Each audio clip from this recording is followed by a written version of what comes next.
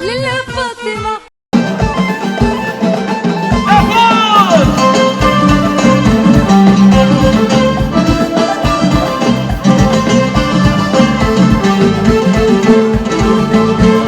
انا وحبيبي نوري قدك المون ريغا المون، انا هي غيفري فدك المون الدوك كتيري تود ويلا ويلا حبيبي نور قدك المون ريغا المون غيفري. فرحان بالتواجد ديالي في مهرجان دولي لإفران في الدورة السادسة ديالو، وفرحان أكثر أنني متواجد للمرة الثانية. كان عندي تواجد سنة 2018 ودابا سنة 2024 في غياب 6 سنوات، ولكن كما تنقولوا جبنا الجديد وتفاعل كبير مع الجمهور، خصوصا وأنا السنة الحمد لله كان نجاح كبير للأغاني اللي صدرتها مؤخرا الشعبية.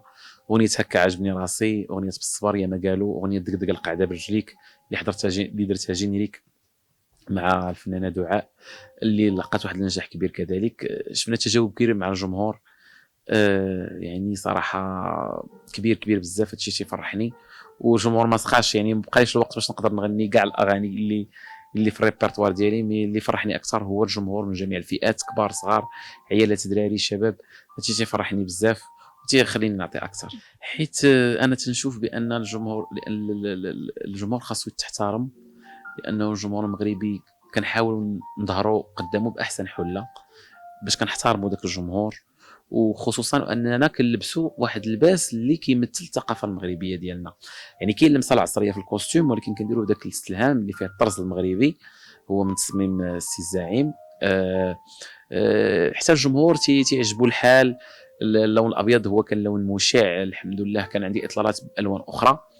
اللون الابيض كان لون مشع، كيبين كما تنقولوا الفرحه، كيبين بزاف ديال الحوايج، وباختلاف على الاطلالات اللي خديتها مؤخرا في مهرجانات اخرى.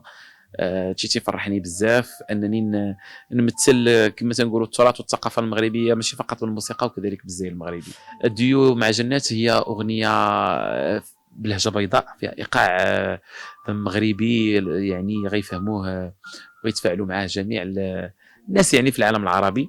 لهجه بيضاء حنا كنشتغلوا عليه، كاين شويه ديال التاخر لان جنات بحكم ان كاين في مصر وانا كاين في المغرب، مي ان شاء الله غتدخل قريبا ان شاء الله المغرب باش غادي نكملوه وغادي نصوروه ان شاء الله وينال. هو يعني هو من كلماتي والحاني بالمشاركه مع يونس ادم، وتوزيع الفنان علاء زيدون.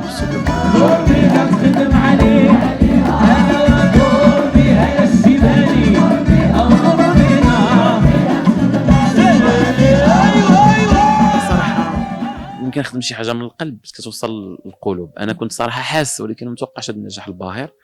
والناس ملي شافوا زكريا الغافولي في الشعبي، يعني ماشي شعبي كما تنقولوا اللي مولفين كيسمعوا له، شعبي عصري، واحد الخلطه سحريه، واحد الشرموله ديال زكريا غافولي اللي الحمد لله لقات نجاح كبير عند الجمهور الكريم.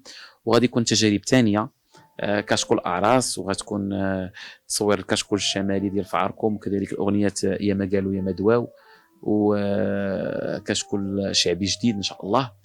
غادي يكون يعني بارتو كما تنقولوا ديال هاد الاغاني اللي ما كتموتش، واللي فيها واحد الحنين. حنا مع اعراسنا مع مناسباتنا، ولكن كنحاول ننتقي يعني المقاطع والحوايج اللي هي اكثر نجاحا، وكنحاول ندير لها واحد التوزيع جديد اللي يوصل للكبير والصغير. صراحه باش غادي نقول لك، يعني بين الشد والرد، يعني تنقول يمكن خاص كيفاش نشرح لك، كتجيني صعيبه شويه انني نقدر نحكم على واحد الفنان، لان دابا ولات السوشيال ميديا واحد يقدر باغانيه يثبت راسو باغانيه، وانني نقدر نعطي رايي، يعني نقدر نعطي رايي كجمهور، ولكن نقدر نفكر مزيان قبل ما ندير هذا الاختيار، لان صعيب شويه باش انك تعطي رايك في واحد الجمهور. يقدر يكون هذاك الفنان ماشي في نهاره وما يعطيش مزيان، ولكن يقدر يصدر اغاني وتنجح، ومن بعد